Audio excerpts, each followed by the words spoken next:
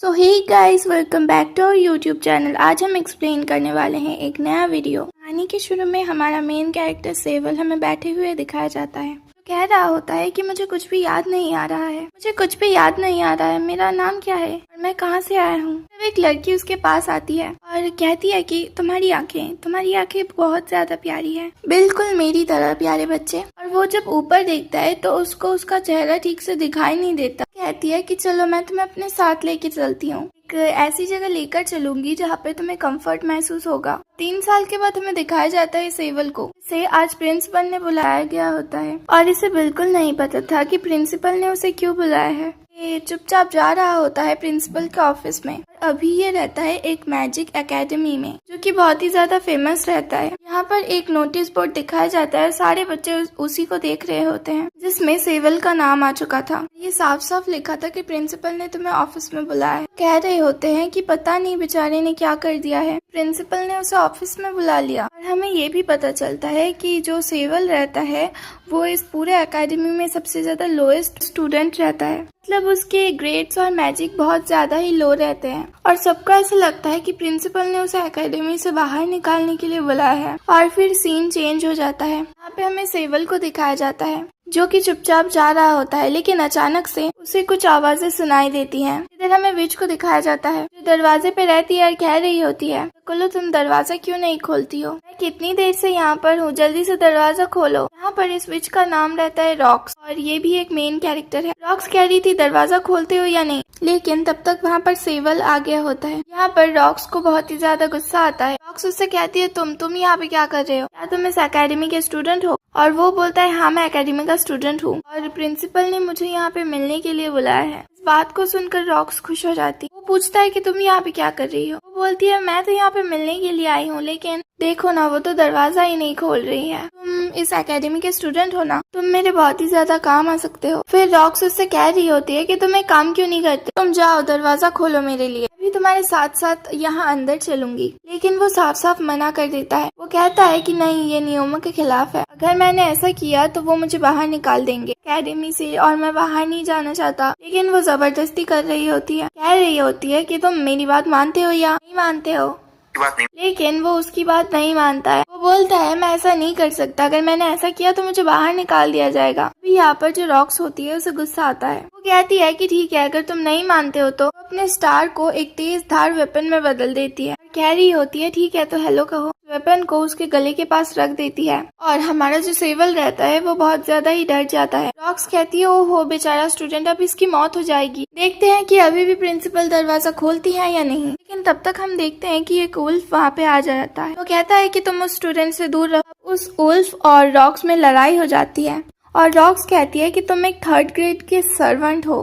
Rocks कहती है तुम एक 3rd ग्रेड के सर्वेंट हो, तुम्हारी इतनी ज्यादा हिम्मत, तुम मुझसे लड़ोगे, मैं तो तुम्हें यूं ही हरा दूंगी। इस बात को सुनकर उस उल्फ को बहुत ही ज्यादा गुस्सा आता है और वो कहता है तुम यहाँ पर वापस परेशानी खड़ी करने के लिए आ गई। उल्फ बहुत ज्यादा गुस्से में रहता है। वो अपने तलवार का इस्तेमाल करता है और उसके स्टार को सीधा हवा में फेंक देता है। यहाँ पर उसे यकीन नहीं होता है कि उसका स्टार ऐसे गिर गया। फिर उसका स्टाफ वापस ओरिजिनल फॉर्म में आ जाता है। जो सेवल रहता है वो जा रहा होता है उसके स्टाफ को उठाने के लिए, लेकिन अचानक से वो उल्फ आता है और उसे एक जोरदार चाटा मारता है और वो दूर गिर जाता है। वो कहता है तुम्हें मरना है क्या बेवकूफ, और फिर वो उसके स्टाफ को एक जोरदार लात मारता है। वहाँ पर वो क्रॉक्स रोने लगती है और कहती है तुमने मेरे प्यारे स्टाफ को मारा। स्टाफ का नाम रखती है और असल में वो एक जीवित चीज जैसा है। वो कह रही होती है तुमने इसे लात मारा, तुमने बहुत बुरा किया। ये सारा शोर शराबा देखकर प्रिंसिपल दरवाजा खोल देती है। कहती है कि आखिर यहाँ पे क्या हो रहा है। जब वो रॉक्स को देखती है तब वो हैरान हो जाती है तुम इस एकेडमी में घुसी कैसी। ये अब हंस देती है और कहती है एकेडमी में घुसी कैसी, ये तो बहुत ही आसान सी बात है, अपनी क्यूटनेस की वजह से। क्यूटनेस को कौन रोक सकता है। अगले सीन में हमें दिखाया जाता है कि ये बैठी हुई होती है और वो बोलती है मुझे भी बिस्किट चाहिए, मुझे भी चाय चाहिए, मुझे भी दो, मुझे क्यों ऐसा रखा है। और यहाँ पे जो प्रिंसिपल रहती है वो बात कर रही होती है अरे सेवल से। वो कहती है कि तुम्हें पता है मैंने तुम्हें यहाँ पे क्यों बुलाया है, तुम्हारे लिए एक स्पेशल प्रोग्राम है इसलिए मैंने तुम्हें यहाँ पे बुलाया है। कहता है कि तो आप मुझे इस एकेडमी से निकालने नहीं वाली। कहती है कि नहीं मैं तुम्हें बिल्कुल नहीं निकालने वाली, मैं एक ऐसे एनवायरनमेंट में रखना चाहती हूँ पर तुम्हारा प्रोग्रेस हो सके, क्योंकि तुम प्रोग्रेस नहीं कर पा रहे हो। अच्छा ये बताओ कि आज से 5 साल पहले तुम्हें क्या लगता है विचेस और चर्च के बीच में कैसे शुरू हुई। हालांकि जो साउथ तरफ जो विचेस हैं के साथ बहुत ही बेकार बिहेवियर किया जाता है, पूछती हैं कि बताओ तुम्हें क्या लगता है कि इन दोनों की लड़ाई की वजह से क्या हुआ और इसकी शुरुआत कैसे हुई। तब हमारा सेवल बता रहा होता है एक ईविल की वजह से शुरू हुआ था। 13 था वो चाहता था कि विचेस को भी सेम सम्मान मिले जैसा बाकी लोगों को मिलता है, तो इसीलिए उसने बहुत सारे कांड किए जिसमें बहुत अलग अलग लोग मारे भी गए। प्रिंसिपल कह रही होती है कि हाँ तुमने बिल्कुल सही कहा, तुम अपनी पढ़ाई बिल्कुल अच्छी तरीके से करके आए हो, लेकिन मैं तुम्हें ये बताना चाहती हूँ कि जो 13 है वो एग्जीक्यूट हो चुका है और वो जिंदा नहीं बचा है। तुम बिल्कुल भी मत घबराओ, तुम्हारा आंसर बिल्कुल भी सही था। 13 की वजह से लोगों का विचेस के प्रति जो नजरिया था वो बिल्कुल बदल सा गया है। बहुत सारी जगह पे विचेस को लो कास्ट का नहीं समझा जाता है और उनके साथ बुरा बिहेवियर भी नहीं किया जाता है और पहले से ज्यादा अब सब ठीक हो चुका है। हालांकि हमने ये एकेडमी कुछ सालों पहले से ही यहाँ शुरू किया है, लगभग 4-5 साल पहले ही इस एकेडमी को यहाँ पर शुरू किया है, लेकिन जो पूरी तरीके से फैला नहीं है मैजिक। लेकिन अभी शहर में तो अच्छे तरीके से मैजिक का इस्तेमाल हो रहा है, लेकिन बहुत सारी ऐसी जगह है जहाँ पे लोग विचेस को कम समझते हैं और साथ ही साथ उनके साथ बुरा बिहेवियर करते हैं। इसलिए ये चाहती थी पहले तुम का मुंह बंद कराओ, जाओ इसे बिस्कुट ला के दो। वो ये बात रॉक्स को कह रही होती है और आगे जो प्रिंसिपल रहती है वो बताती है और वो कहती है कि देखो जो विचेस है मैं चाहती हूँ उन्हें भी नॉर्मल लोगों जैसा लाइफ मिले, बहुत सारी अलग अलग चीजें। हालांकि तुम अनफिट हो, लेकिन मैं तुम्हें एक बात बताना चाहती हूँ, मैं तुम्हें साउथ तरफ भेजना चाहती हूँ। वहाँ पर मैं एक ऐसा विलेज बनाऊंगी जहाँ पर विचेस को इक्वल सम्मान मिलेगा। मैं चाहती हूँ कि तुम इस टास्क के लिए आओ और तुम्हारे पास 3 साल का वक्त रहेगा। 3 साल में तुम्हारे इंस्ट्रक्टर को लगता है कि तुम अनफिट हो तो माफ करना, मैं तुम्हारी सारी मेमोरीज मिटा दूंगी एकेडमी की। रॉक्स कहती है प्रिंसिपल को कि आप बिल्कुल भी चिंता मत करिए, जब तक मैं हूँ यहाँ पर तब तक कोई दिक्कत नहीं होने वाली है। प्रिंसिपल कह रही है कि तुम्हारे कहने का क्या मतलब है। रॉक्स कहती है कि आप जिस इंस्ट्रक्टर को ढूंढ रहे हो उसको मैंने चेंज कर दिया है। इसका मतलब रॉक्स ने दूसरे विच को पैसे दिए हैं, अब रॉक्स उसकी नई इंस्ट्रक्टर है। प्रिंसिपल को ये बात सुन के बहुत ही ज्यादा गुस्सा आता है और वो कहती है कि सारी विचेस ऐसी क्यों होती है, सबके सब घमंडी क्यों होती है। अगर रॉक्स कह रही होती है कि मुझे इससे कुछ भी लेना देना नहीं, मुझे बस एक ही चीज से मतलब है और मैं बस उसी चीज को चाहती हूँ। लेकिन जो प्रिंसिपल रहती है वो कहती है मुझे पता है कि तुम्हें आखिर क्या चाहिए, लेकिन वो चीज होने नहीं वाली है। फिर ये पूछ रहा होता है कि आखिर आप किस चीज के पीछे पड़ी हुई हो। तब जो रॉक्स होती है वो कहती है कि उसे एक मैजिक बुक चाहिए जिसका नाम है ग्रीमोट सीरो, और ये जो बुक है ये सबसे पहले की मैजिक बुक, मतलब दुनिया की पहली मैजिक बुक, और उसी को वो पढ़ना चाहती थी। लेकिन प्रिंसिपल कहती है नहीं, बिल्कुल ऐसा नहीं हो सकता। वो कहती है कि तुम्हें पता है ना इसका नाम लेना भी पाप है, इसका नाम भी नहीं ले सकती हो क्योंकि ये बहुत ही ज्यादा अलग टाइप की बुक है। लेकिन वो कहती है कि मुझे क्या, मुझे तो बस इसी चीज से मतलब है और मुझे कुछ भी नहीं चाहिए रिवॉर्ड में। मगर प्रिंसिपल कहती है कि नहीं, ऐसा तो बिल्कुल नहीं हो सकता, ये तो नामुमकिन सा चीज है। मगर हाँ, मैं तुम्हें इसके राइटर से जरूर मिला सकती हूँ। उधर उल्फ कह रहा होता है कि मैडम आप ये क्या बोल रही हैं। लेकिन प्रिंसिपल कहती है कि चिंता मत करो, कम से कम इतना तो हम लोग इसके लिए कर ही सकते हैं। रॉक्स भी यहाँ पर खुश हो चुकी थी। अगली सीन में हमें दिखाया जाता है कि रॉक्स मिलती है उससे और कह रही होती है क्या ये तुम्हारा पहली बार है, पहली बार तुम बाहर निकलने वाले हो क्या किंगडम से, ये हमारा स्पेशल ट्रीटमेंट है। अब अगले सीन में हमें दिखाया जाता है कि हॉल्ट वहाँ पर आ जाती है। ये भी हमारी मेन कैरेक्टर रहती है, ये एक टॉप स्टूडेंट रहती है और कह रही होती है न्यू प्रोग्राम में मैं भी आप लोगों के साथ शामिल होंगी। और इसके बारे में तो हमारा सिविल पहले से जानता था क्योंकि ये एक टॉप स्टूडेंट रहती है और अच्छे से बात कर रही होती है। तब तक एक बड़ा सा लिजर्ड भी आ जाता है जिसका नाम कुड रहता है और ये जो कुड था वो कह रहा होता है अच्छा तो तुम इनके साथ जा रही हो, वैसे मैं तुम लोगों के साथ नहीं जाने वाला हूँ, मैंने तो पहले ही अपने 2 बंदे चूज कर लिए हैं और मैं उन्हीं लोगों के साथ जाऊंगा। वैसे भी इस कमजोर से बच्चे के साथ कौन जाएगा, ये हमारे सेवल को ही कह रहा था क्योंकि वो एकेडमी में सबसे ज्यादा कमजोर रहता है। जो लिजार्ड था यानी कुड, वो कह रहा होता है कि ठीक है चलो चलते हैं। वैसे बच्चे मुझे ऐसा लगता है कि तुम्हें यहाँ से वापस एकेडमी लौट जाना चाहिए क्योंकि ये सारी चीजें तुम्हारे लिए बिल्कुल भी नहीं है। वो कहता है कि हाँ यहाँ पे सबसे ज्यादा नंबर खराब तो मेरे ही हैं, बाकी सब लोग के तो अच्छे हैं। और कुड कह रहा होता है चलो अच्छी बात है तुम्हें पता चल गया, और वो वहाँ से चला जाता है और हॉल्ट को गुस्सा आता है। वो कह रही होती है ये बीस्ट ऐसे बोल रहा है, लेकिन हमारा सेवल उसे समझा रहा होता है देखो वो बीस्ट मैन है, ऐसे उसने कुछ गलत नहीं कहा, वो लोग सच ही बोलते हैं, मैं सबसे ज्यादा कमजोर हूँ और इस स्पेशल प्रोग्राम के लिए मुझे चुन लिया गया है, तुम लोग इतने ज्यादा टैलेंटेड हो। वो कह रही होती है कि नहीं ऐसी कोई बात नहीं है। तो बीच में रॉक्स आ जाती है और वो कहती है ठीक है चलो अब हम लोग अपनी जर्नी को शुरू करते हैं। लेकिन यहाँ पर और एक चीज को देखती है, वो उस चीज को देखती है तो हैरान हो जाती है। उसे एक आदमी दिखाई देता है जिसका चेहरा देख के वो वहीं पे फ्रीज हो जाती है। यहाँ पे वो लोग पूछते हैं कि क्या हुआ, कुछ हो गया क्या, लेकिन वो कहती है कि नहीं कुछ भी नहीं, चलो अभी पहले कुछ खा लेते हैं। लोग खाने जाते हैं तभी उन्हें पता चलता है कि रॉक की जो मैजिक स्टिक है वो खाना भी खाती है और पानी भी पीती है, एक बिल्कुल सब एक मैजिक क्रिएटर की तरह। और यहाँ पे हमें बताया जाता है कि वो दूसरों का मैजिक सक भी कर सकता है। सेवल कहता है कि अच्छा इसलिए ये मुझे छूने के लिए मना किया गया था। अब यहाँ पर ये लोग अपना बात कर रहे होते हैं, थोड़ा बहुत एक दूसरे का इंट्रोडक्शन ले रहे होते हैं। सीन कट होता है, हम लोग देखते हैं कि ये लोग सफर में जा रहे होते हैं, लेकिन यहाँ पे सेवल की हालात खराब होती है, उसे वोमिटिंग हो रही होती है। तभी यहाँ पर जो रॉक्स रहती है वो उसे अपना प्यारा सा हैंकरचिप दे देती है, जो वो किसी को नहीं देती है। तब यहाँ पर सेवल की तो हालात बहुत ज्यादा खराब हो जाती है, इसलिए वो लोग थोड़ा आराम करते हैं। नेक्स्ट सीन में हम देखते हैं कि रात हो चुकी रहती है। हॉल्ट अपने मैजिक का इस्तेमाल करती है और वो वहाँ पर लाइट जला देती है। सेवल कहता है कि वाह, ये एक जाहिर सी बात है, तुम एक टॉप स्टूडेंट हो तो तुम्हारे लिए तो ये आसान ही काम है। मेरे जैसे बुद्धू स्टूडेंट के लिए तो ये सब करना बहुत ही ज्यादा मुश्किल है। मगर हॉल्ट उसे दिलासा दे रही होती है, नहीं ऐसा कुछ भी नहीं है। ऐसा नहीं है कि सब चीजों में मैं बहुत ही ज्यादा अच्छी हूँ, मैं भी कुछ कुछ चीजों में बहुत ही ज्यादा बेकार हूँ। हालांकि तुम प्रैक्टिस करते रहो तो बहुत ही ज्यादा अच्छा हो सकता है। देखो ये स्माइल, ये तुम्हें कैसी लग रही है? वो कहता है कि तुम्हारी स्माइल तो बहुत ही ज्यादा अच्छी है, और वो बोलती है कि तुम भी ऐसे स्माइल करो, तुम भी बहुत ही ज्यादा अच्छे लगोगे। फिर वो खड़ी हो जाती है और वो बता रही होती है, तुम्हें पता है बहुत सारी चीजें हैं। इसके बाद वो पूछती है कि तुमने अपने बारे में तो कुछ बताया ही नहीं, तुम इतने शांत हो, अपने बारे में बताओ। यहाँ पर वो अपने बारे में क्या बताए, क्योंकि उसे अपने बारे में कुछ याद ही नहीं रहता है। उसे इतना ही याद है कि वो एकेडमी में आया, उसे एंट्रेंस एग्जाम कब दिए ये भी उसे याद नहीं है। ये बात सुन के वो भी थोड़ा सा शॉक्ड हो जाती है। वो बोलती है कि क्या? वो कहता है हाँ, मेरा विश्वास करो बात यही है। तब तक वहाँ पर रॉक्स भी आ जाती है। वो कहती है आखिर तुम लोग यहाँ पे क्या कर रहे हो इतना रात में? चलो अब यहाँ पे खाना बनाने का टाइम हो गया है। वैसे हाँ, तुम क्या बात कर रहे थे? चलो बताओ क्या बता रहे थे। अब ये बताता है कि मैं मैजिक का इस्तेमाल नहीं कर सकता हूँ, मैं मैजिक को कास्ट भी नहीं कर सकता। बहुत मुश्किलों के बाद जब मैं मैजिक कास्ट करता हूँ तब मैं उसमें से अपना कंट्रोल ही खो देता हूँ। ये सारी बातें वो दोनों अच्छी तरीके से सुन रही होती हैं। रॉक्स एक मेज रहती है जिसकी उम्र 300 साल रहती है। तब ये बताती है कि तुम्हें पता है सबसे ज्यादा तकलीफ क्या होती है? ये नहीं कि तुम मैजिक कास्ट नहीं कर सकते हो, दिक्कत ये है कि तुम मैजिक कास्ट करके उसे कंट्रोल नहीं कर सकते। तो ये बहुत ही खराब बात रहती है, मतलब तुम्हें अपने मैजिक को कंट्रोल करना चाहिए, तभी तुम बच सकते हो। पर सीन कट होता है, हमें एक बंदे को दिखाया जाता है जो हंस रहा होता है। अच्छा ऐसी बात है, कितने लोग थे? यहाँ पे वही बंदा रहता है जिसे हॉल्ट ने पहले देखा हुआ होता है। वो बताता है कि एक लिजार्ड मैन है, 2 बंदे हैं और यहाँ पे दूसरी तरफ 2 है। पूछता है कि सबसे आसान शिकार कौन सा है। वैसे ये लोग कह रहे होते हैं चलो हम वो लिजार्ड मैन के पीछे चलते हैं क्योंकि उसे मारने में ज्यादा बेनिफिट्स है। और मैं बता दूं आपको कि ये लोग चर्च से रहते हैं और पहले भी आपको बता दिया गया है चर्च और जो विच रहती है उनके बीच में बहुत ही लड़ाई चलती रहती है। ये लोग चर्च के रोग रहते हैं,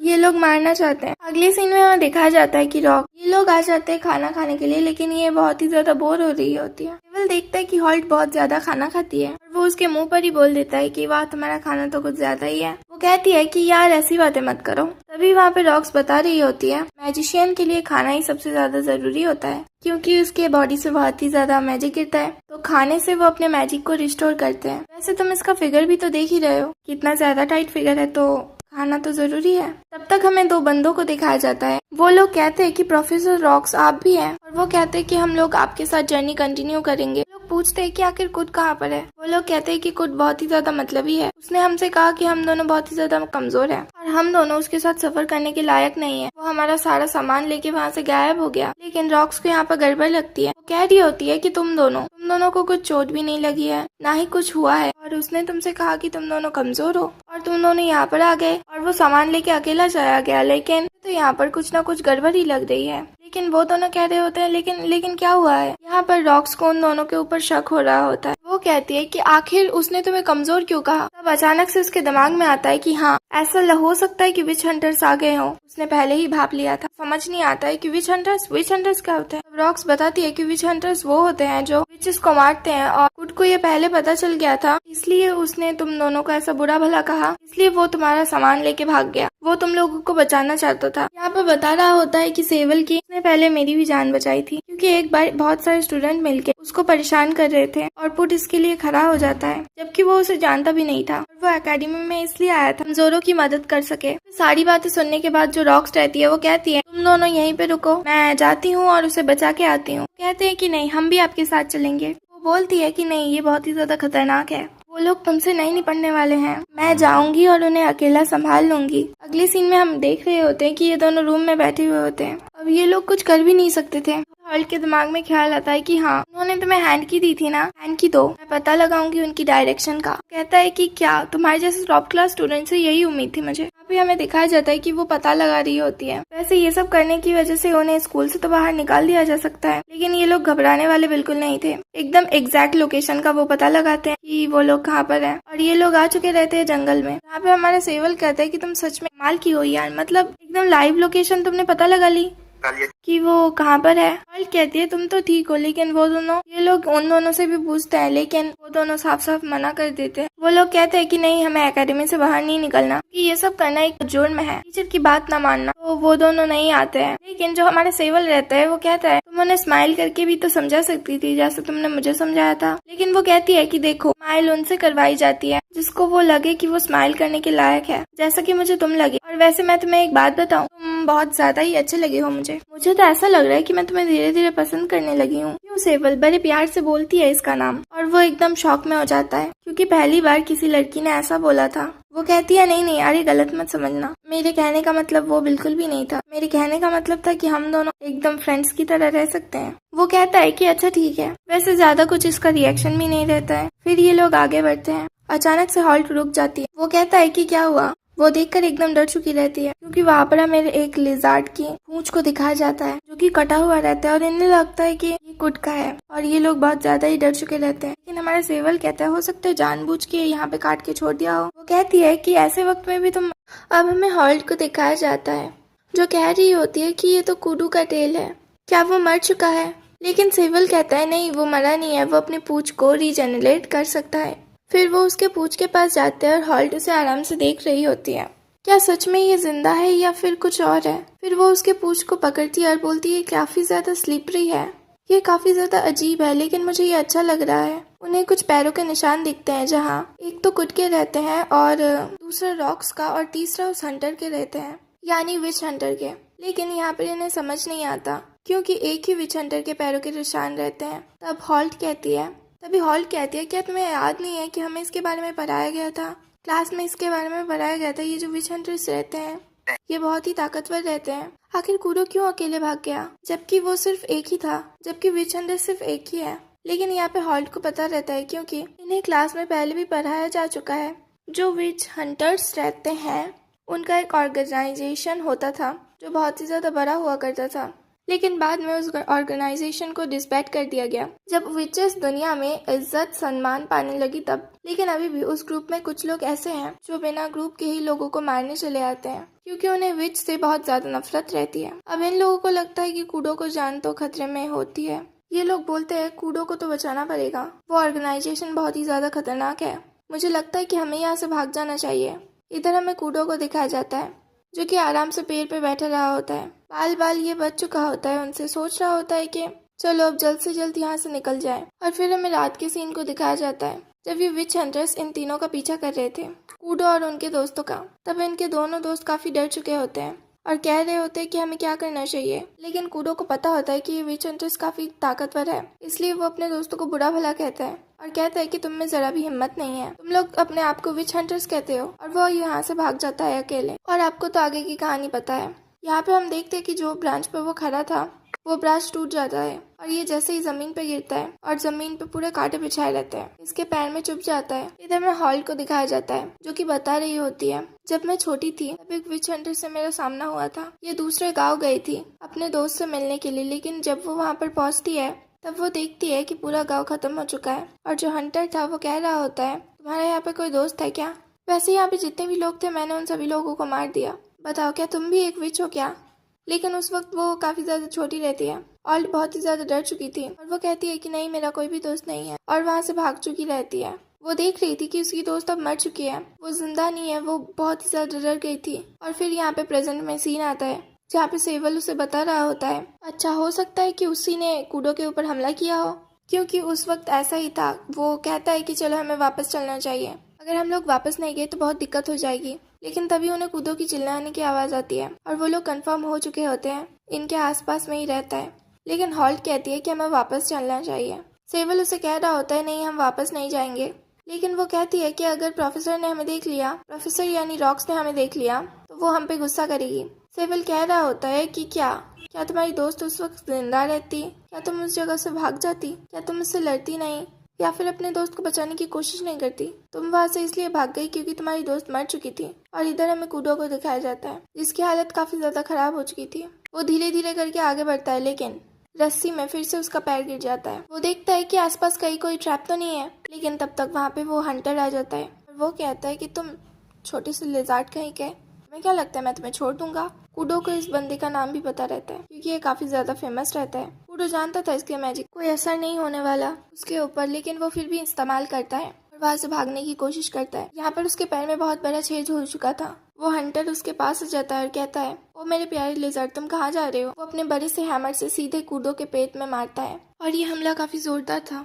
वो सीधे जाके पेड़ पे टकरा जाता है। यहाँ पे कूडो की हालत काफी ज्यादा खराब हो चुकी रहती है और वो हंटर कह रहा होता है कि वो कहता है कि तुम एक लिजार्ड हो, इसका मतलब ये नहीं कि तुम ताकतवर हो। उसके पैर की तरफ देखता है और कहता है कि तुम्हारे हॉर्न्स पहले ही हील हो चुके हैं, चलो तुम्हें वापस ले जाया जाए केज में और तुम्हें मस्त टेस्ट किया जाएगा। ये जैसे ही केज की बात सुनता है इसे अपना पास्ट याद आ जाता है क्योंकि पास्ट में भी इसे ऐसे ही बंद करके रखा हुआ था। इसे लोग सर्कस में इस्तेमाल किया करते थे, मतलब इसके हाथ काट देते थे और फिर बोलते थे देखिए सर्कस का खेल, इसके वापस हाथ आ जाएंगे। और बहुत ज्यादा ही इसे टॉर्चर किया गया है एंटरटेनमेंट के नाम पर। वो कह रहा होता है कि नहीं मैं वापस नहीं जाऊंगा, बिल्कुल नहीं जाऊंगा, क्योंकि पहले भी बहुत सारे लोगों ने मुझे बताने की कोशिश की लेकिन मैं नहीं माना। यहाँ तक कि प्रिंसिपल ने इसे बताने की कोशिश की थी कि तुम रॉक्स के साथ जाओ। भले ही वो विच अजीब है लेकिन वो बहुत ही ज्यादा ताकतवर है और समझदार भी है, तुम्हें उनके साथ ही जाना चाहिए। लेकिन आपको तो याद ही है कूडो ने साफ साफ मना कर दिया था उनके साथ जाने के लिए क्योंकि वो अपने साथियों के साथ जाना चाहता था। यहाँ पर उसे बहुत ज्यादा अफसोस हो रहा था। वो सोच रहा था कि मेरे जैसे बंदे को कौन बचाना चाहेगा, मेरी जिंदगी कुछ भी नहीं है। तो वो पेड़ के तने को पकड़ लेता है, नीचे की जड़ को, कहता है कि नहीं मैं नहीं जाने वाला हूँ। लेकिन वो बंदा जरा भी दया नहीं करता, सीधे इसके हाथ पर अपना हथौड़ा मारता है और इसके हाथ का कचुम्बर बना देता है। लेकिन अभी भी कूडो ने हार नहीं मानी होती। ये अपने दांत से पेड़ को पकड़ लेता है। ये कहता है कि मैं नहीं छोड़ूंगा। तभी ये कहता है कि ठीक है अगर मुझे तुम्हारी लाश ही ले जानी पड़ी तो मुझे मंजूर है, लेकिन मैं तुम्हें नहीं छोड़ूंगा। वो मारने वाला रहता है तब तक कि क्रॉक्स की आवाज आती है और वहाँ पेड़ पर थंडर बोल्ट गिरता है। यहाँ पर रॉक्स आ चुकी रहती है। रॉक्स कहती है क्या तुम्हें शर्म नहीं आती, एक छोटे से बच्चे को परेशान कर रहे हो। फिर वो अपने स्टिक को निकालती है। उसके स्टिक का नाम लूडियस रहता है और जो लूडियस था वो एक बहुत ही खतरनाक मैजिक स्टिक होता है, जैसा कि आप देख सकते हैं। यहाँ तक कि उस विच हंटर को भी पता रहता है कि लूडियस यानी ये स्टिक बहुत ज्यादा ताकतवर है और विच हंटर्स जानता था रॉक को। रॉक्स भी कहती है अच्छा तो ये तुम हो, वैसे चिंता मत करो मैं यहाँ पे तुम्हें बचाने के लिए आ चुकी हूँ। मेरे स्टूडेंट और टीचर का यही काम रहता है। अब दोनों एक दूसरे के आमने सामने रहते हैं। रॉक्स की बहुत ही पुरानी इमेज रहती है, इसके पास 300 साल का एक्सपीरियंस रहता है, इसके पास 300 साल है। अब विच हंटर थोड़ा सा घबरा चुका रहता है क्योंकि जो उसके पास स्टिक है अपनी लूडियस वो काफी ज्यादा खतरनाक स्टिक है और यहाँ पर इसे लड़ने में दिक्कत आ रही होती है। लेकिन अचानक से हम देखते हैं कि ये थोड़ा जोश में आ जाता है और जो लूडियस रहती है वो बहुत ही ज्यादा खतरनाक स्टिक थी। हम देख सकते हैं कि वो अपना पूरा पैर काट चुका होता है। लेकिन अचानक से हम देख पाते हैं इन्हें आवाज आती है सेवल और कॉल्ट की, जहाँ पर अभी इस बंदे को मौका मिल चुका था कि वो आराम से रॉक को हरा सकता था। वो तुरंत ही भागता है।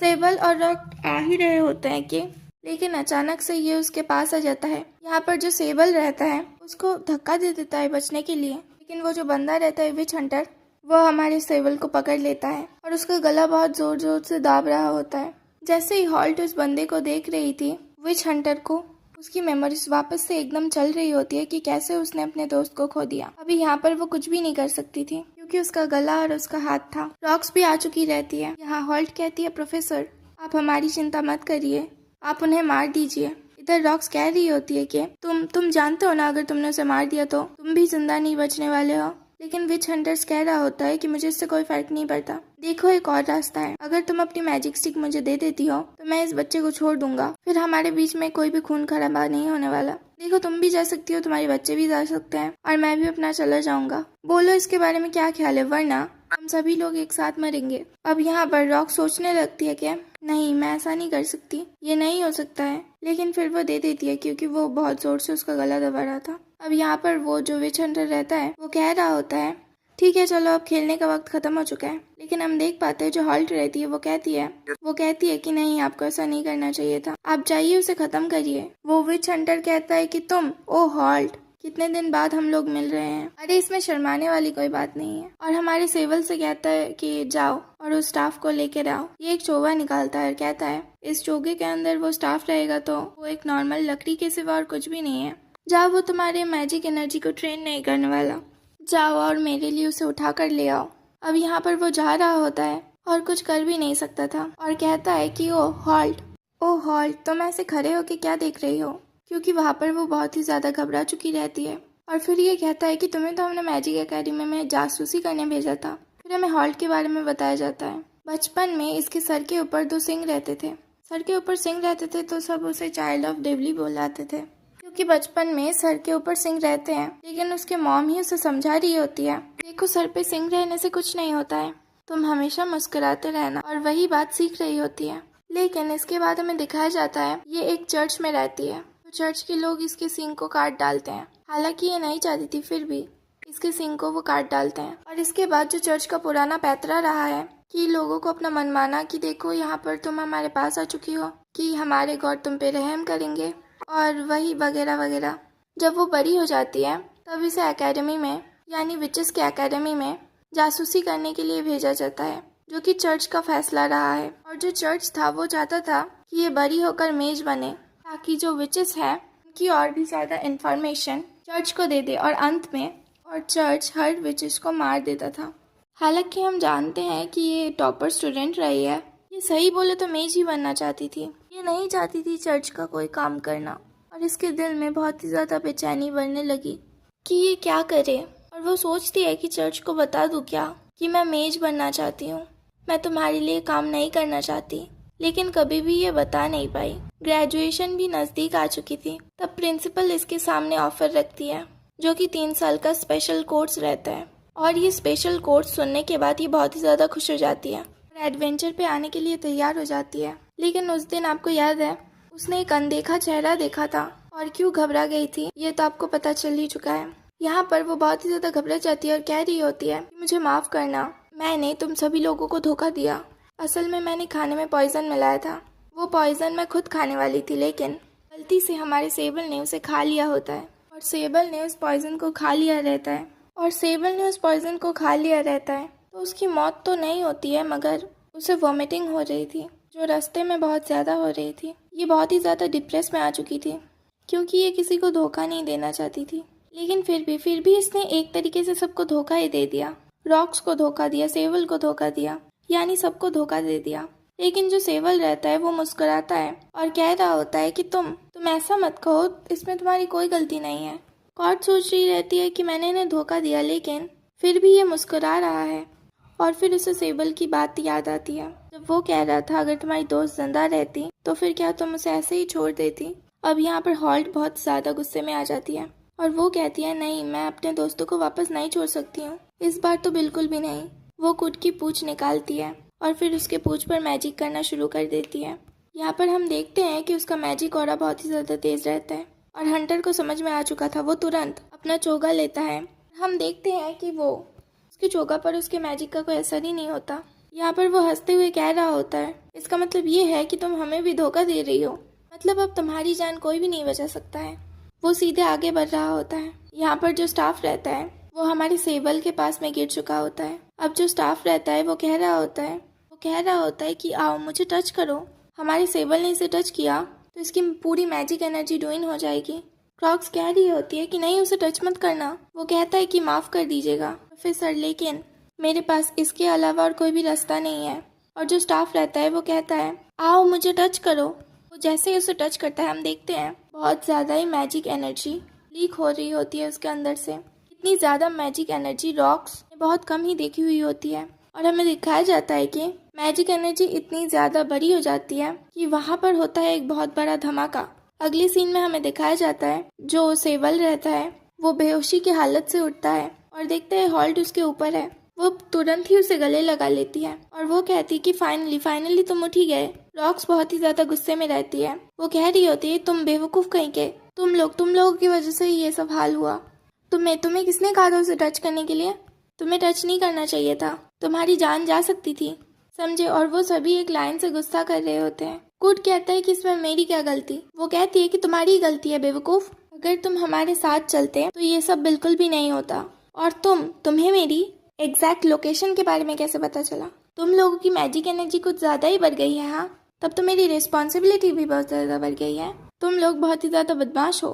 और फिर अपने स्टाफ को भी सुना रही होती है और अपने डंडे को भी। तुम्हारी इतनी हिम्मत, तुमने उसे मजबूर क्यों किया उसे छूने के लिए? और फिर ये लोग आ जाते हैं सारे लड़ाई झगड़े के बाद, जहाँ पर हमें ये बताती है रॉक्स जो सेबल है उसकी मैजिक एनर्जी बहुत ज्यादा है, मतलब कि इन्फिनिटी है, इसलिए वो अपने मैजिक को कंट्रोल नहीं कर पाता। यहाँ तक कि इसका जो स्टाफ है उसका भी पेट अब भर चुका है, मतलब कि पुराना है फिर भी इतना ज़्यादा मैजिक एनर्जी उसे मिल चुका है, उसका पेट अब पूरी तरीके से भर चुका था। और चलो अब कोई दिक्कत नहीं है, डांटने से कोई फ़ायदा भी नहीं होने वाला। लिज़ार्ड कहता है कि मैं चला जाऊँगा, लेकिन वो कहती है कि तुम कहीं नहीं जाने वाले हो, मेरे साथ चलोगे तुम, समझ गए? कुछ ज़्यादा नहीं करने वाले। वो कहता है कि आप मेरे बहुत ज़्यादा नज़दीक हैं। वो कहती है कि चुप रहो वरना मारूंगी एक डंडे से। अब यहाँ पर कुछ कह रहा होता है, लिज़ार्ड मैंने किया है, मेरी पूंछ कहाँ पर है? हॉल्ट बताती है, ओहो तुम्हारी पूंछ, असल में बात ऐसी है कि मैंने उसे मैजिक के लिए इस्तेमाल कर दिया। वो कहता है कि क्या तुमने मेरी पूंछ का इस्तेमाल कर दिया? पता नहीं पूंछ वापस से आएगी या नहीं आएगी। एपिसोड के स्टार्टिंग में हमें दिखाया जाता है कि रात होती है और सेबल अकेले वहाँ पे बैठा हुआ होता है। तब वहाँ पर हॉल्ट आती है और पूछती है कि क्या हुआ, तुम सो नहीं पा रहे हो क्या? यहाँ पर हॉल्ट उसके लिए 2 गिलास गर्म दूध भी लेके आती है। वो नीचे होता है भले ही तुम लोगों को दिख ना रहा हो। और फिर ये लोग बैठकर बातें करते हैं। हॉल्ट पूछती है क्या तुम मुझसे नाराज नहीं हो? मतलब मैंने तुम लोगों को धोखा देने की कोशिश की और फिर भी तुम लोग लेकिन वो कहता है कि इसमें नाराज होने वाली कोई बात नहीं है, वो सब जो भी तुमने किया वो सब तुमने प्रेशर में आके किया। तभी हॉल्ट खुश हो जाती है और बोलती है तुम सभी लोग ऐसे ही हो, ना रॉक्स को इससे फ़र्क पड़ता है ना कुडो को इससे फ़र्क पड़ता है। मुझे तो चिंता हो रही है कि आने वाले जो मेजर्स हैं यानी फ्यूचर में उनका क्या होगा, क्योंकि तुम लोग किसी पे भी भरोसा कर लेते हो। सेबल बोल रहा होता है नहीं ऐसी बात नहीं है, हम लोग किसी पे जल्दी भरोसा नहीं करते। फिर हॉल्ट कहती है ज़रा मेरे सिंग को छुओ। यहाँ पर वो अपने हाथ को पकड़ती है और सिंग को देखती है और वो बोलती है इस सिंग की वजह से मुझे चाइल्ड ऑफ डेमन भी कहा जाता था। फिर वो उसको अपनी कहानी सुना रही थी कि बचपन में इसके साथ कितना ज़्यादा बुरा सलूक किया गया है, लेकिन फिर भी आगे ये भी बता रही होती है कि फिर बाद में मैं यहाँ पर आई मेजस के स्कूल में और मुझे पता चला मैं बीस्ट फ्लैंग से बिलोंग करती हूँ। बीस्ट क्लैन तो आपको पता होगा, जो पहले बीस्ट भी हुआ करते थे। बीस्ट मेजस एक साथ लड़ते थे चर्च के खिलाफ। हालांकि जो बीस्ट होते थे वो बहुत तेजी के साथ डिक्लाइन हो रहा था और उस वक्त उन्हें प्रोड्यूस करना था नए नए बच्चों को, तो वो दोनों मिक्स हो गए और यहाँ से बीस्ट क्लैन का नया शुरुआत हुआ। एक नया ब्लड लाइन यहाँ पर बन चुका था। यहाँ तक कि उसने अपने प्रोफेसर यानी रॉक्स से भी पूछा तो रॉक्स ने बताया था कि ये बीस्ट क्लैन से बिलोंग करती है, तो ये काफ़ी कंफर्टेबल है कि ये कोई डीमन चाइल्ड बिल्कुल भी नहीं है। हालांकि सेबल को इससे कोई फ़र्क नहीं पड़ता, लेकिन हम लोग देखते हैं कि अचानक से हॉल्ट आती है और सेबल को एक ज़ोरदार किस दे देती है। ये किस काफ़ी ज़्यादा लंबी रहती है। सेबल एकदम हिल ही नहीं पा रहा था, स्टैचू हो गया था। और फिर ये कहती है कि बेड पे आ जाना, जल्दी सोना है तुम्हें। अचानक से हम देखते हैं कि वहाँ पे रॉक्स खड़ी हो जाती है और वो कह रही होती है अरे अरे ये क्या था, अचानक से ये सब मूड कैसे बदल गया। और ये डर जाता है और वो कहता है कि अरे आप यहाँ पे कब आए? वो कहती है कि मैं तो यहाँ पे पहले से ही थी, वैसे आज उसका मूड काफ़ी ज़्यादा बना हुआ है। तब वो बोलता है कि यार मुझे कैसे पता कि ये किस विस क्या होता है, लव वव के बारे में मैं कुछ जानता वानता नहीं हूँ। फिर वो कहता है अच्छा ऐसी बात है। अगले सीन में हमें दिखाया जाता है कि ये दोनों जो बंदे थे ये चर्च के साथ मिले हुए थे और ये भी इंफॉर्मेशन दे रहे थे, लेकिन अब इन दोनों की खटिया खड़ी हो चुकी है। यहाँ पर जो रॉक्स रहती है वो कहती है कि चलो सारा प्रॉब्लम सॉल्व हो चुका है, अब हम चारों सेफ ट्रैवल करेंगे। लेकिन दिक्कत वाली बात ये रहती है कि कुट के हाथ टूटे हुए रहते हैं, क्योंकि वो पूरा कट गया था तो सबसे पहले उसे हाथ जोड़ने रहते हैं।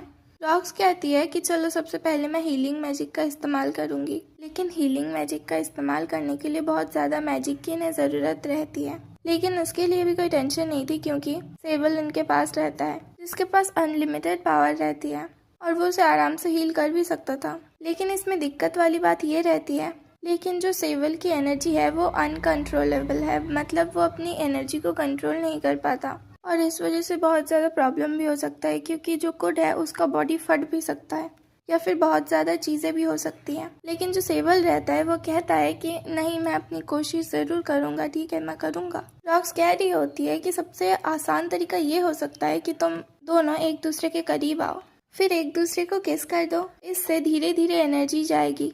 लेकिन हॉल्ट को मंजूर नहीं रहता, ना उन दोनों को। फिर वो कहती है कि ऐसे हाथ रखो और एनर्जी का इस्तेमाल करो। हाँ, लेकिन एक बात याद रखना, अगर एनर्जी ज़्यादा चली गई यानी मैजिक, तो बहुत ज़्यादा दिक्कत हो सकती है, क्योंकि जो हमारा कुड है वो एक ही बार में बॉम्ब की तरह फट सकता है।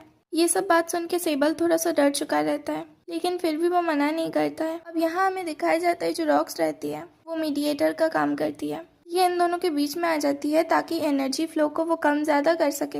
एनर्जी अब आना शुरू हो चुकी है। यहाँ पर एनर्जी पहले ही बहुत ज़्यादा रहती है और कुड को शर्म आ रही होती है, क्योंकि वो लोग ऐसे ही होटल में कर रहे थे और सभी लोग उनको ही देख रहे थे। और रॉक्स कहती है, अरे तुम शर्माते बहुत हो। वो कहती है कि चुपचाप जैसा हो रहा है वैसा होने दो। और यहाँ पर ये अपने हाथ को वापस रीजनरेट करने की कोशिश करता है। धीरे धीरे कर एनर्जी और भी ज़्यादा फ्लोट होती जा रही है। उसकी पूंछ भी रीजनरेट हो चुकी है और उसके दोनों हाथ भी वापस से अब रीजनरेशन में आ चुके रहते हैं। ये देखकर कुड बहुत ज़्यादा खुश होता है, क्योंकि उसके दोनों हाथ वापस आ चुके हैं। ये तो चमत्कार हो गया, पहली बार ऐसा हो रहा है। और ये सारी चीजें देखकर बाकी सब लोग भी बहुत ज्यादा खुश हो जाते हैं। रॉक्स कहती है, चलो पार्टी करते हैं इस बात के लिए। कुछ लोग खुश होते हैं, कुछ लोग नाराज होते हैं। रॉक्स बताती है कि देखो यहाँ पे दो तरफा के लोग होते हैं, एक जो मेजस को बहुत ज्यादा पसंद करते हैं और एक जो मेजस से बहुत ज्यादा नफरत करते हैं। हालांकि तुम अभी अच्छे साइड पे हो, अभी ज्यादातर लोग मेजस को पसंद करते हैं। अब हमें दिखाया जाता है कि इस वक्त वो अपने एडवेंचर पे निकल चुके रहते हैं, जो कि उनका 3 साल का कोर्स रहता है। ये लोग एक सिटी में आते हैं, जो सिटी बहुत दूर रहता है, और वो लोग यहाँ पे पहली बार आए हुए होते हैं। सिटी में आते ही वो लोग देखते हैं कि यहाँ पर तो बहुत सारी चीजें हैं। इस शहर में तो अलग अलग चीजें रहती हैं। एक घोड़ा गाड़ी आती है और वो अचानक से कीचड़ फेंक देती है। सेबल सबसे आगे रहता है, तो सेबल के ऊपर ही सारा कीचड़ आ चुका रहता है। फिर रॉक्स कहती है, चलो नहा के आते हैं। अगले सीन में हमें दिखाया जाता है कि ये दोनों नहा रहे होते हैं। तभी सेबल बताता है, तो तुम्हारे आने से पहले हमने फैसला किया था कि हम लोग मेज क्यों बनेंगे, तो तुम मेज क्यों बनना चाहते हो। तब जो कुड रहता है वो बताता है कि वो मेज और चर्च के लोगों को ज्वाइन करना चाहता है, मतलब एक तरीके से आर्मी को ज्वाइन करना चाहता है। वो बताता है कि ये मेजेस और चर्च का कंबाइन रहता है, तो उसी आर्मी को ये ज्वाइन करना चाहता है ताकि बाद में वो और भी ताकतवर बन सके। ये पूछ रहा होता है आखिर किस लिए, क्योंकि जो बीस्ट फॉलन वाले लोग हैं वो पहले एक इलाइट हुआ करते थे और अभी भी एक इलाइट में है। कुड लेकिन बहुत ज्यादा कमजोर है, इसीलिए उसे प्रॉब्लम हो रही है। फिर कुड अपनी स्टोरी बताता है, जो कि लगभग 6 साल पहले एक दुर्घटना घटी हुई थी। हमें ये पता चलता है कि 6 साल पहले जो चर्च और मेजेस के बीच में लड़ाई चल रही थी, वहाँ एक मेज ने अचानक से हमला कर दिया, जिसकी वजह से पूरा शहर एकदम तबाह हो गया था। कुड वहाँ पे फंस चुका था। उस समय जो चर्च था वो बीस्ट क्लेम को जरा भी पसंद नहीं करता था। उसे लगा था कि वो वही दब के मर जाएगा, लेकिन अचानक से तभी उसको एक बंदा बचाने के लिए आ जाता है चर्च से। कुड को तो लगा था उसकी जान जाने वाली है, लेकिन वो बंदा जब उसे देखता है तब स्माइल करता है और साथ ही साथ उसकी जान भी बचा लेता है। उस दिन कुड ने फैसला कर लिया था कि वो चर्च की आर्मी को ज्वाइन करेगा, भले कुछ भी हो जाए, भले ही ये लोग उससे नफरत क्यों ना करें। बाद में हमें ये बताया जाता है कि चर्च और मेजेस एक होते हैं और उसके आर्मी भी एक हो गए।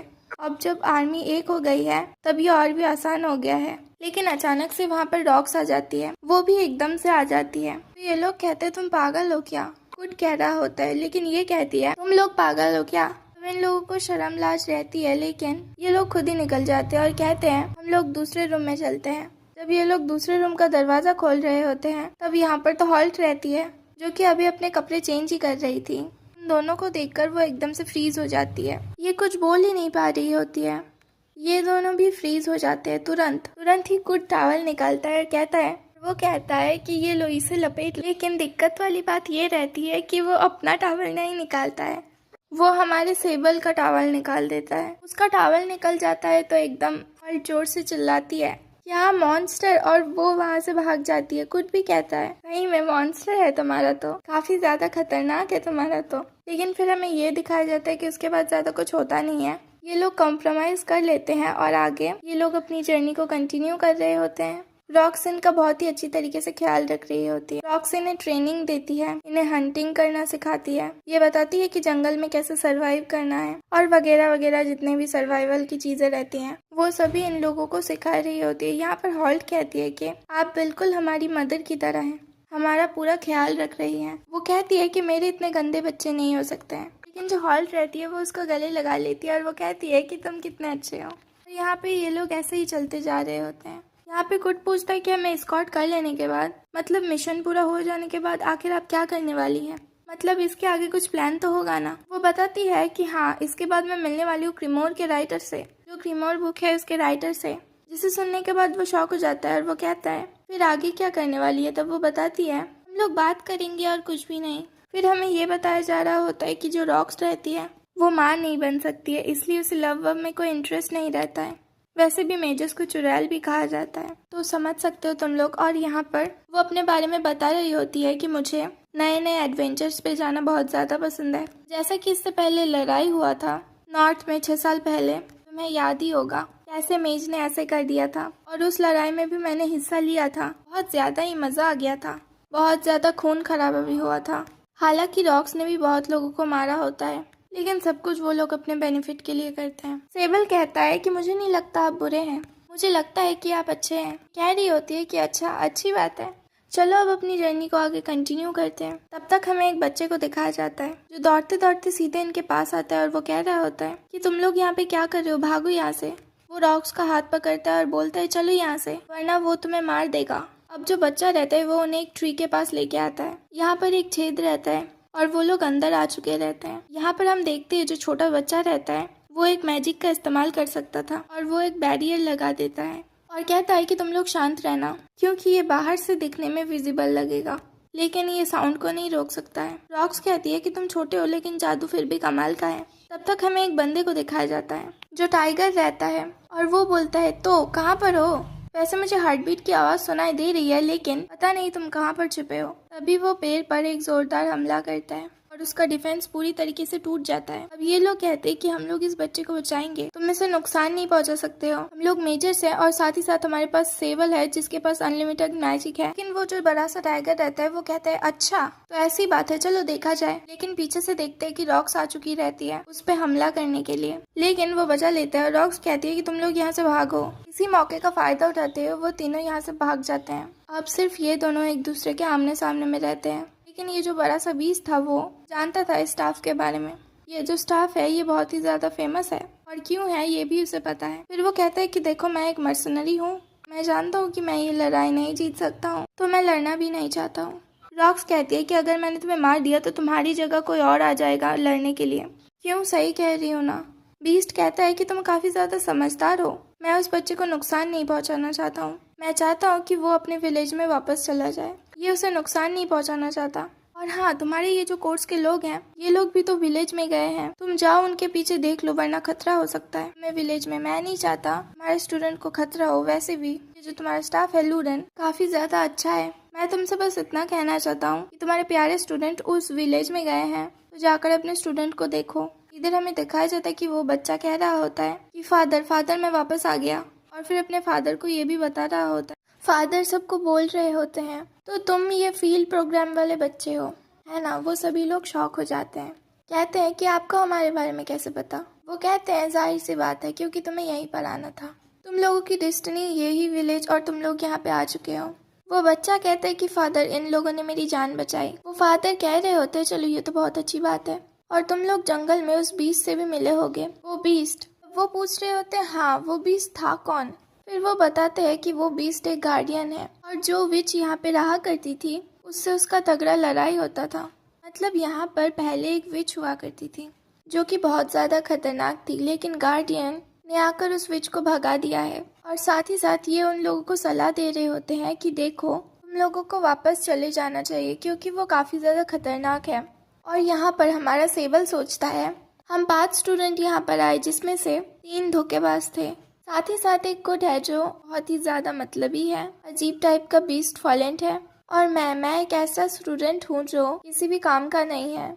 अब ये लोग दिमाग लड़ा रहे होते हैं आखिर हम 5 को ही यहाँ पर क्यों भेजा गया था।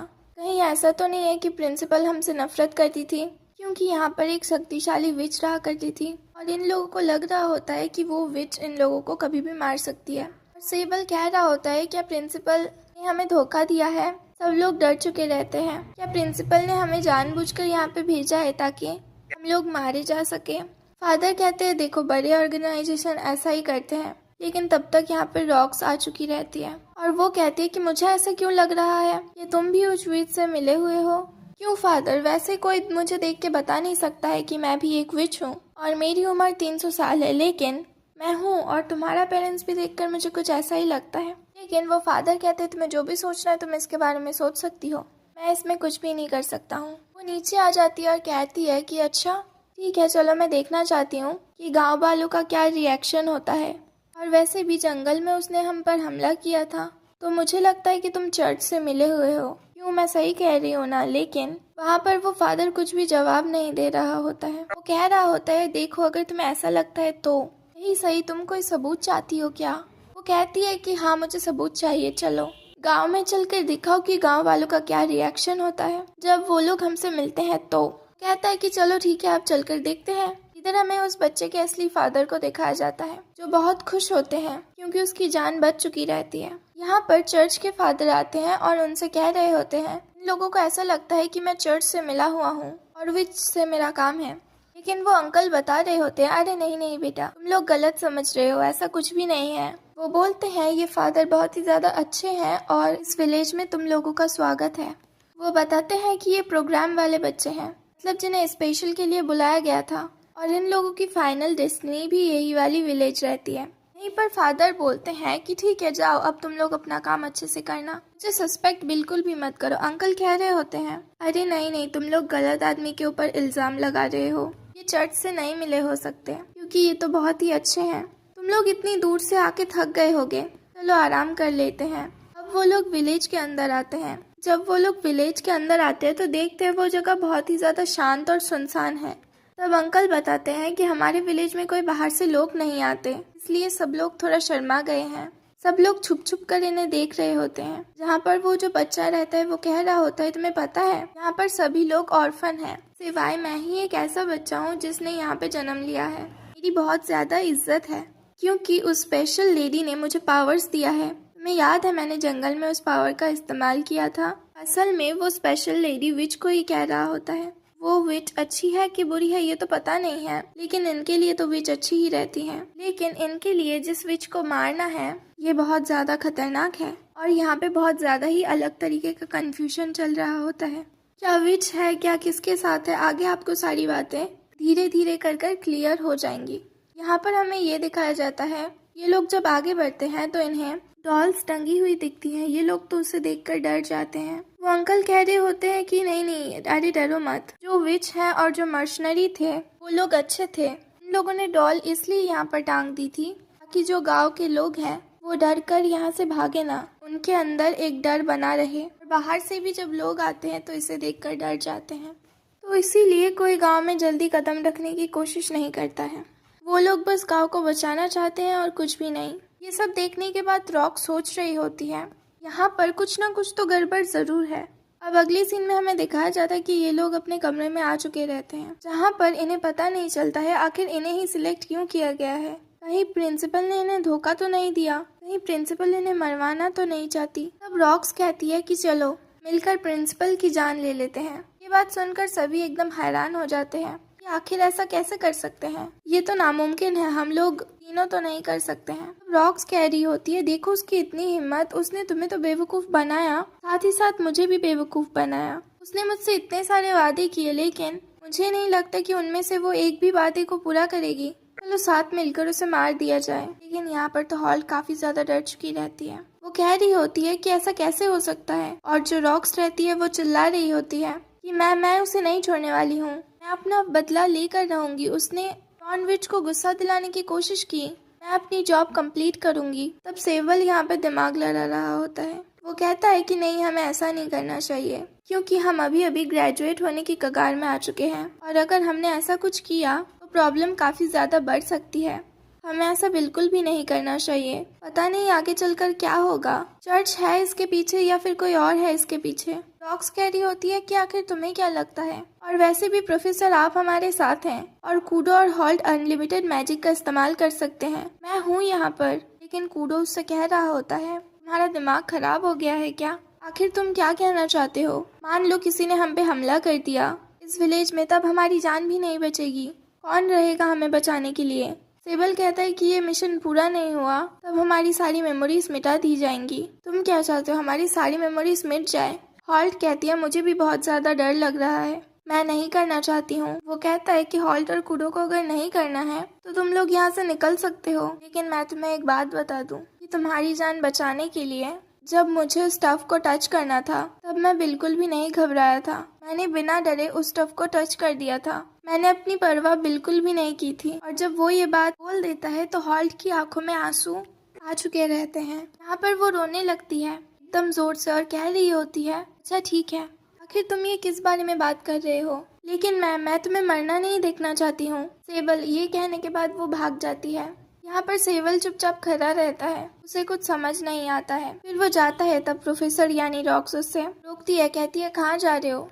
वो कहता है माफी मांगने। वो कहती है नहीं अभी माफी मांगने मत जाओ वरना बात और भी ज्यादा बिगड़ सकती है। लेकिन उसे कुछ समझ नहीं आ रहा होता है कि आखिर यहाँ पे चल क्या रहा है, आखिर वो रो क्यों गई, ऐसा क्यों हुआ, मैंने तो कुछ कहा भी नहीं। तभी कूडो उसे समझा रहा होता है कि बेवकूफ कहीं के, वो तुम्हें अपना फ्रेंड मानती है और वो नहीं चाहती है कि तुम्हारी मौत हो जाए, और वो भी एक गलत डिसीजन की वजह से, इसीलिए वो तुम्हारी परवाह करती है, इसीलिए वो रोकर यहाँ से चली गई। लेकिन सेबल कहता है मैं भी उसकी परवाह करता हूँ, मैं भी नहीं चाहता कि उसे भी कुछ नुकसान पहुँचे या बेमतलब का उसे चोट पहुँचे। मैं जा रहा हूँ उससे माफी मांगने के लिए। फिर हम देखते हैं कि हॉल्ट आती है चर्च में और यहाँ पे चर्च में भगवान से प्रे कर रही होती है। तब तक पीछे हमें एक लड़की को दिखाया जाता है जो आती है और इन लोगों की थोड़ी बातें चल रही होती हैं। असल में वो लड़की काफी छोटी रहती है, वो किसी भी एंगल से विच दिख नहीं रही थी और ऐसे ही वो दोनों बात कर रहे होते हैं कि आखिर तुम यहाँ पर क्या कर रही हो।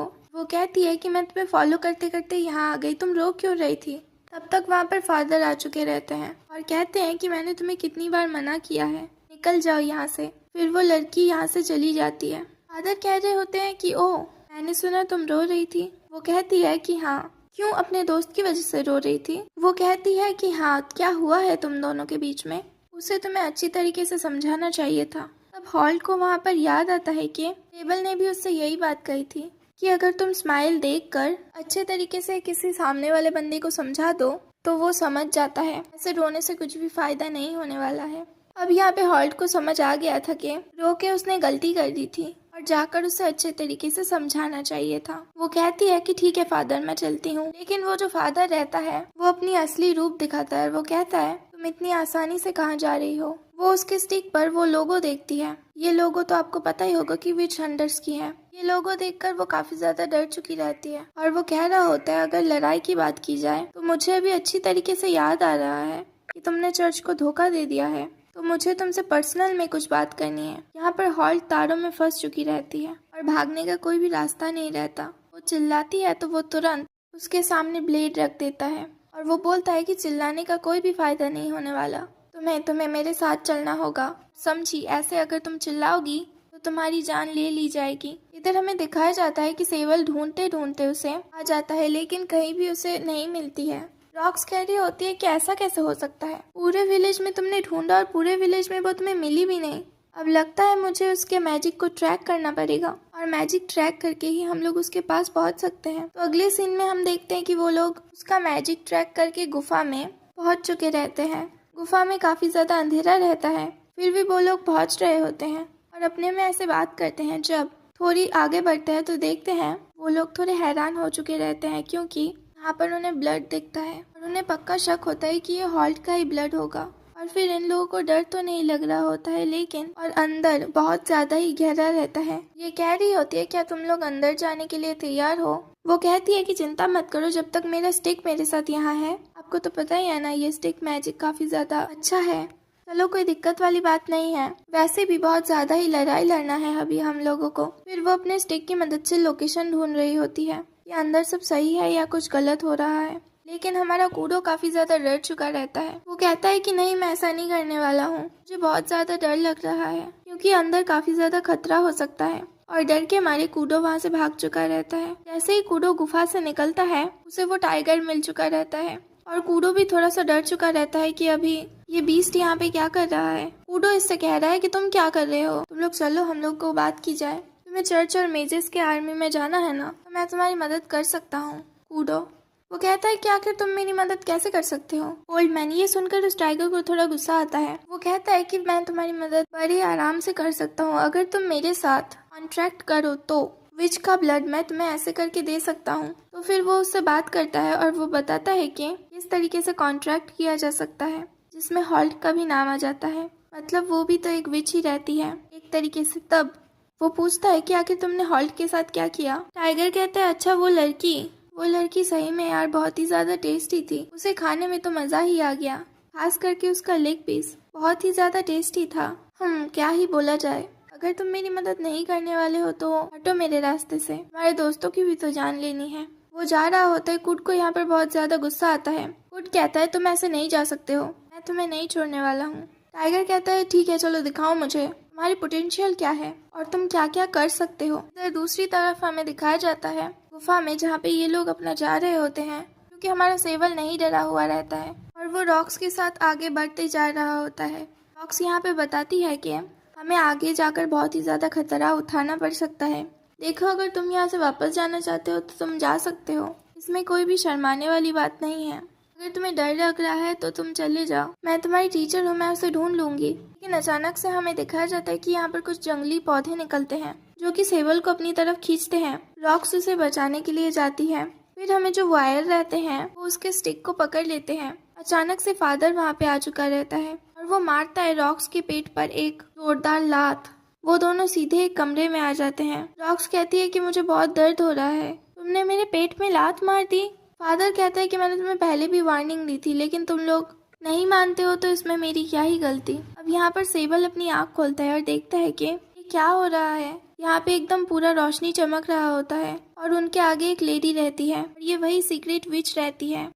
अब हमें उस विच को दिखाया जाता है और जैसे ही हमारा सेवल उस विच को देखता है वो एकदम हैरान हो जाता है क्योंकि उसकी मेमोरीज वापस से ट्रिगर करने लगता है और वो कहता है मैं तो इसे जानता हूँ। और इधर ये विच कह रही होती है कि आ जाओ मेरे पास आ जाओ, लेकिन ये लोग बहुत ज्यादा डर चुके रहते हैं और रॉक्स उसे कह रही होती है कि शांत रहो, उससे डरने की कोई बात नहीं है, मैं हूँ ना तुम्हारी साइड में। और इधर ये विच कह रही होती है कि अच्छा तो तुम हमारे रास्ते में आ रही हो। वो अपनी पावर का हल्का सा इस्तेमाल करती है और रॉक्स इतने में ही ढेर हो चुकी रहती है, वो उठ भी नहीं पा रही होती है। ये विच उसका मजाक उड़ाती है और वो कहती है आखिर तुम किस तरीके की विच हो जो मैजिक का भी इस्तेमाल नहीं कर सकती, तुम कैसे अपने आप को विच बुलाती हो। मैंने ये सब कुछ तुम्हारे लिए किया है, अभी तक जो कुछ भी हुआ है ये सब कुछ मैंने सिर्फ तुम्हारे लिए किया है, तो जल्दी करो और यहाँ मेरे पास आ जाओ। लेकिन सेबल एकदम हैरान होता है, इसके कहने का आखिर क्या मतलब है, ये सब तुमने मेरे लिए किया है, मुझे कुछ भी समझ नहीं आ रहा है। और मेरे लिए किया है, आखिर मेरे लिए तुमने क्यों किया है।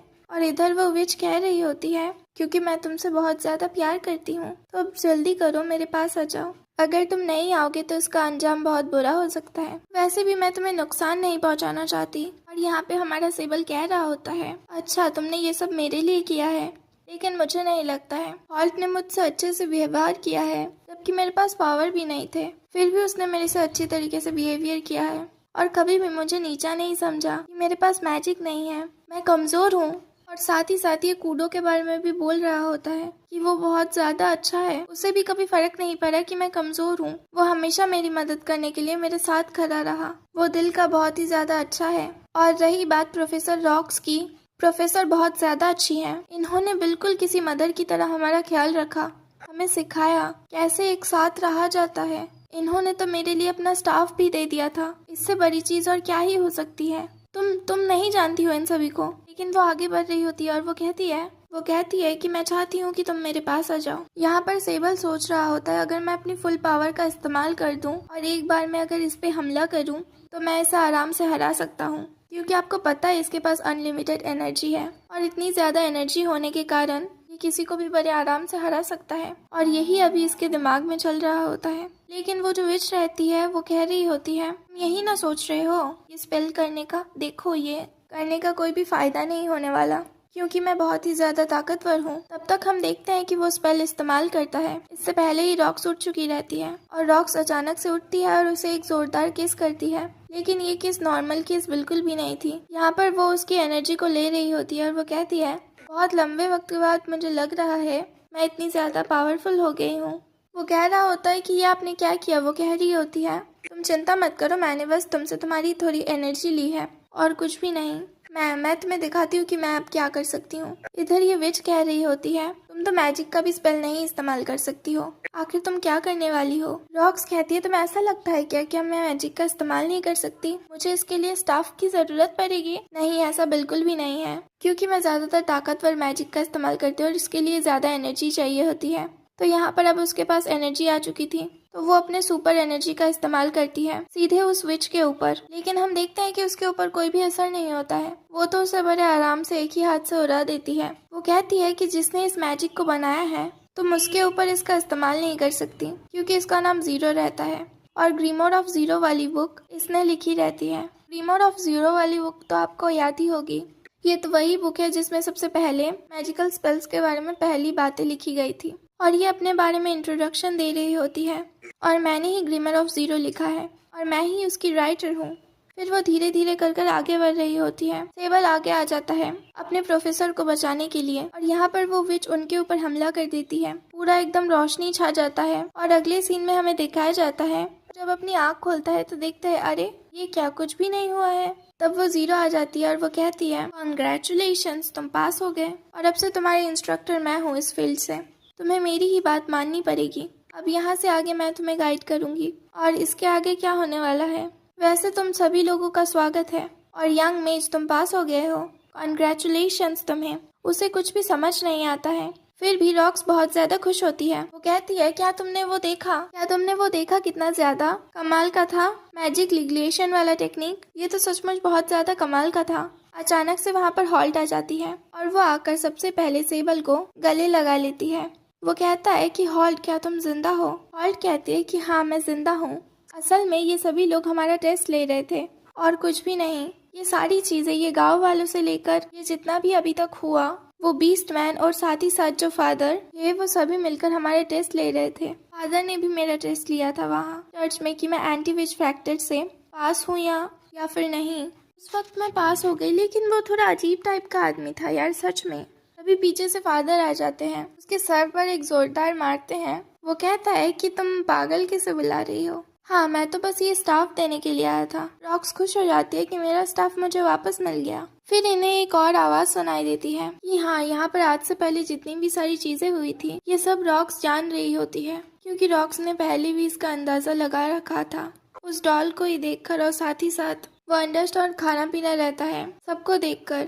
तब तक हम देखते हैं कि यहाँ पर ये लोग भी आ चुके रहते हैं, जहाँ पर कूडो उन्हें देखकर बहुत ही ज्यादा खुश हो जाता है और बहुत ही ज्यादा इमोशनल हो जाता है। और यहाँ पर कूडो भी पास हो चुका रहता है। तीनों काफी खुश रहते हैं कि तीनों बच तो गए हैं। फिर कूडो कहता है कि इस बीस्ट ने मुझे कहा कि मैं हॉल्ट को खा लिया, तो मैं बहुत गुस्से में था। वो बीस्ट कहता है अरे इसमें मेरी कोई भी गलती नहीं है, तुम्हें तो फादर को कहना चाहिए था, उसने ये सब स्क्रिप्ट लिखा था, मेरी इसमें कोई भी गलती नहीं है। वैसे भी ये सारी बातें अब यहाँ पर क्लियर हो चुकी रहती हैं और जो जीरो रहती है वो रॉक से माफी मांगती है और वो बोलती है कि माफ करना, मैंने तुम्हारे साथ बुरा बिहेवियर किया। इधर हमें दिखाया जाता है प्रिंसिपल को, उनके पास लेटर आ चुका रहता है कि उनके स्टूडेंट पास हो गए हैं।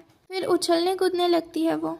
फिर वो उल्फ आता है और वो कहता है क्या हुआ मैडम, आप प्रेग्नेंट हो गई क्या? न्यू जनरेशन आ गया क्या? वो कहता है कि हट बेवकूफ कहीं के, हमारे स्टूडेंट पास हो गए हैं। पिछली बार स्टूडेंट भेजे थे तो वो फेल हो गए थे, लेकिन वो लोग इस बार पास हो चुके हैं और यहाँ पर पास होने की खुशी में पार्टी मनाया जाता है। तो सारे विलेज के लोग आ चुके रहते हैं। असल में इनका ही प्लान रहता है। विलेज के लोग यहाँ आते तो प्रॉब्लम हो जाता है, इसलिए वो लोग घर पे ही छुपे थे और यहाँ पर इनका इंतजार कर रहे थे, क्योंकि ये लोग पहले ऐसे फील्ड के स्टूडेंट है जो पास हो चुके हैं।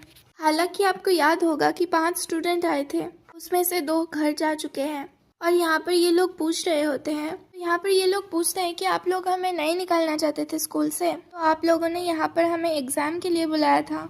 जीरो बता रही होती है हाँ तुमने बिल्कुल सही कहा, 5 स्टूडेंट को चुना गया था, 5 में से 2 बुरे रास्ते में निकल गए, इसलिए उनका अंजाम तो तुम जानते हो कि क्या होगा। और वैसे अब तुम्हारी बारी है। तुम्हारी बारी से मेरा मतलब ये है कि अब तुम लोग अब एक स्पेशल प्रोग्राम के स्टूडेंट बन चुके हो। तुम्हारे अंदर इतनी ज्यादा पोटेंशियल है कि क्या ही बताया जाए, इसलिए हमने तुम लोगों को अलग कर दिया। वो लोग कह रहे होते हैं कि आखिर क्यों हमें स्कूल से अलग क्यों कर दिया। तब वो बता रही होती है कि तुम्हें पता है आज से 10 साल बाद तुम इतनी ज्यादा ताकतवर बन जाओगी, इतनी ज्यादा कि अपने हेडमास्टर जितनी, और तुम कूडो तुम एक बहुत ही ज्यादा ताकतवर मेज बनोगे। और रही बात हमारे सेवल की, जिसके पास लिमिटलेस मैजिक है, तो इसका जो मैजिक है ये बहुत ही ज्यादा अनोखा टाइप का है। ये चाहे तो बहुत जल्दी ही ताकतवर बन सकता है और ये बहुत सारी चीजों को तबाह कर सकता है। ये ऐसा मेज बनेगा जिसका इतिहास के पन्नों में नाम हमेशा दर्ज होगा। जैसे वो बता रही होती है एग्जाम्पल, जैसे ये क्रिस्टल तुम देख सकते हो, अगर इस क्रिस्टल को धीरे धीरे ढांचे में डाला जाए तो ये बहुत ही शार्प चीज बनेगी जो कि किसी भी चीज को तोड़ सकती है। और हमने तुम लोगों को स्कूल से अलग इसलिए किया क्योंकि तुम्हारी पावर बहुत ज्यादा थी। और देखो, पावर ज्यादा होने का मतलब ये नहीं है कि तुम लोग बुरे हो, कि तुम लोग बुरे बन सकते हो,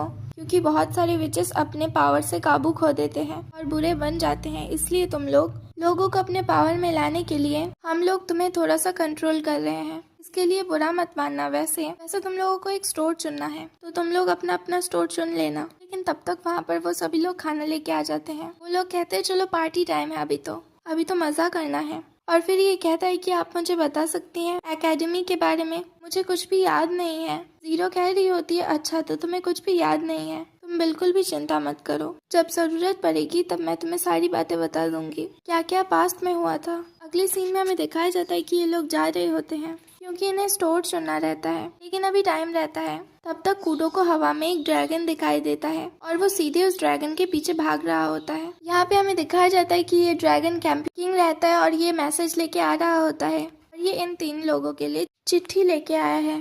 तब ये लोग आते हैं और वो कहते हैं ये लो, ये चिट्ठी तुम्हें स्कूल से आई है।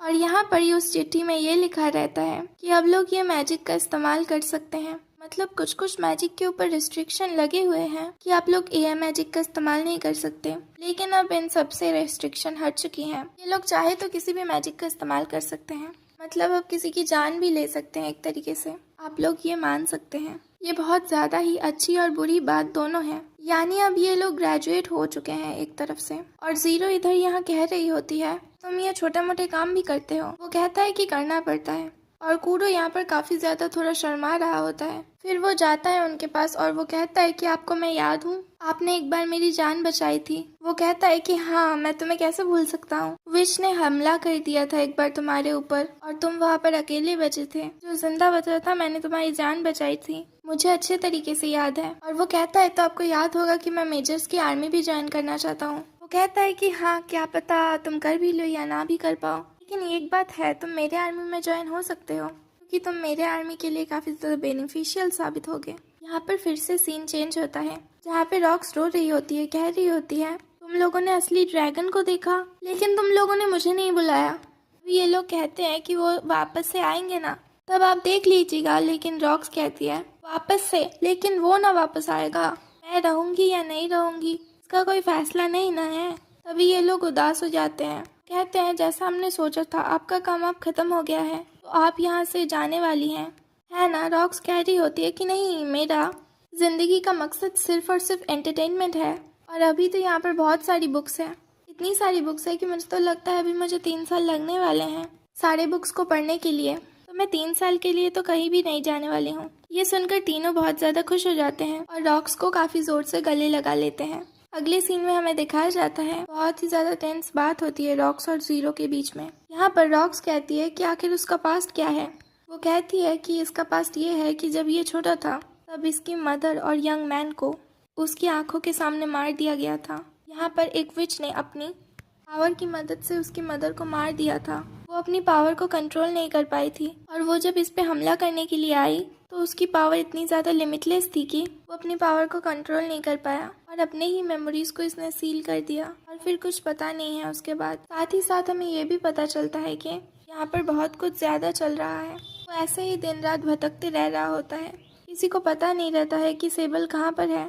अचानक से जीरो को सेबल एक बार मिल जाता है और उसी दिन से सेबल उसकी ज़िंदगी को कंट्रोल करना शुरू कर देता है। इसीलिए वो उसे एकेडमी में भेज देती है ताकि वो एकेडमी में जाकर अपनी पावर कंट्रोल कर सके। लेकिन कभी कभी उसकी पावर उसके हाथों से निकल जाती है, जो कि बहुत ज़्यादा ही दुख की बात हो जाती है। समझ सकते हैं क्या हो सकता है। लेकिन रॉक्स कह रही होती है कि आखिर तुम उसे कंट्रोल क्यों करना चाहती हो, आखिर तुम उसकी लगती क्या हो जो कि तुम उसकी ज़िंदगी को कंट्रोल करना चाहती हो। तो वो बताती है मैं उसकी कुछ नहीं लगती हूँ, लेकिन वो मेरा नेफ्यू लगता है। नेफ्यू लगता है मतलब समझ रहे हो, हमारा सेबल जीरो का भतीजा लगता है और वो जीरो का भतीजा लगता है इसलिए इसका मतलब जो हमारे सेबल का फादर है वो कोई और नहीं 13 है। 13 एक ऐसा इविल सॉर्सरर है, वो दुनिया बनाना चाहता था जहाँ पे विचेस की भी इज्जत हो। साथ ही साथ उन्हें पूरा सम्मान मिल सके पब्लिक में।